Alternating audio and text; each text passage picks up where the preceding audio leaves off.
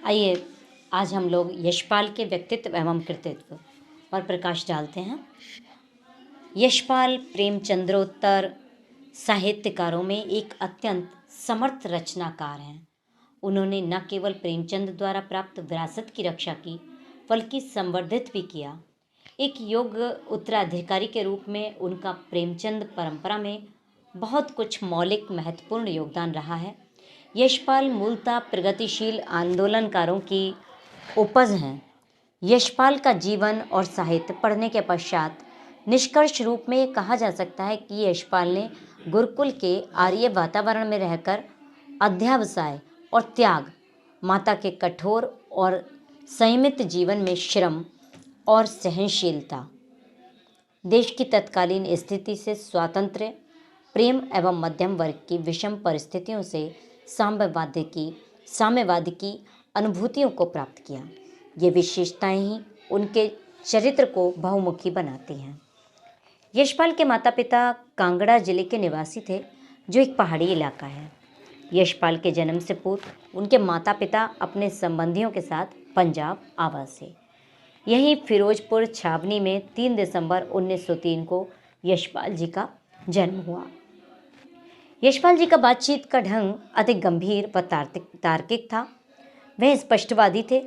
Doctor Pushpa Saran उनके बारे में लिखती हैं कि यशपाल जी नियम से रहते थे। समय पर बैठती, नाश्ता और खाना हो।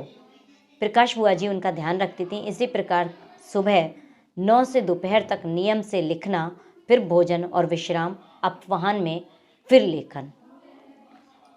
एक बौद्ध भिक्षु आए थे। उन्होंने कहा कि यशपाल जी, आपके बाल बड़े सफ़ेद हो गए हैं, आप डाई लगाकर काला क्यों नहीं करते?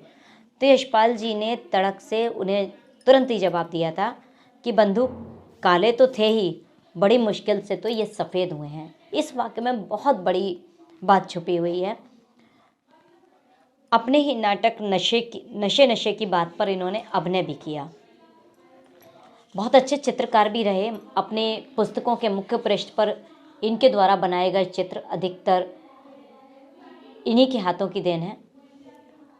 उपन्यास में यदि देखा जाए तो दादा कामरेड, दिव्या, देशद्रोही, अमिताभ, झूठा सच, मेरी तेरी उसकी बात, ये इनके प्रसिद्ध उपन्यास रहे।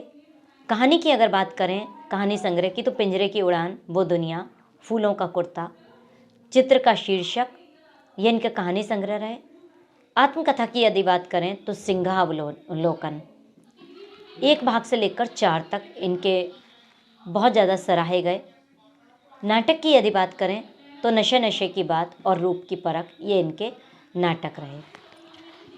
अगर हम बात करते हैं कहानी की, तो हृदय स्पर्शी कहानी इनकी पर्दा रही, जो यदि मैं कहूँ तो मैंने भी कक्षा 12 में पढ़ी थी और आजकल बच्चे उसको BA में भी पढ़ रहे हैं, जिसमें इन्होंने मुस्लिम पात्रों को उनके जीवन को पास से जाना है। और एक पर्दा ही तो है जो हमारी झूठी शान को बचाता है। ये सब इन्होंने जो है उसमें बहुत सुंदर ढंग से बताया है। इस कहानी के माध्यम से यशपाल जी ने मुस्लिम पात्रों की गरीबी और इज्जत का सुंदर तालमेल बैठाया है। हमारे नेत्र की कोर में कहीं ना कहीं आंसू आ ही जाते हैं इस कहानी को पढ़कर। इस कहानी में इन्होंने जो बताया है वो ऐसी ही हृदय स्पर्शी इनकी कहानी है। यशपाल जी लगातार लिखते रहे और आगे बढ़ते रहे। यशपाल जी की जो मातृभाषा थी वो पंजाबी थे। उन्होंने उसको साहित्यिक माध्यम बनाने के बजाय हिंदी में ही लिखना पसंद किया और हिंदी साहित्य में उन्होंने बहुत अच्छी धाक भी जमा ली। शायद वो अगर पंजाबी में लिखते तो पंजाब तक ही सीमित रह जाते, मगर हिंदी में लिखने के बाद में उनका क्षेत्र विस्तृत हो गया। तो इस तरह से यशपाल के बारे में मैंने अभी जो थोड़ा सा बताया, यशपाल जी के बहुत अच्छे आलोचक के रूप में रहे हैं मधुरेश जी, जिन्होंने कि यशपाल जी पर बहुत काम किया है। यशपाल जी के संबंध में एक बात उल्लेखनीय यह भी है कि 6 रुपये पाने वाले हरकारे पिता के ये पुत्र थे और बचपन से ही उन्हें गरीबी याद है।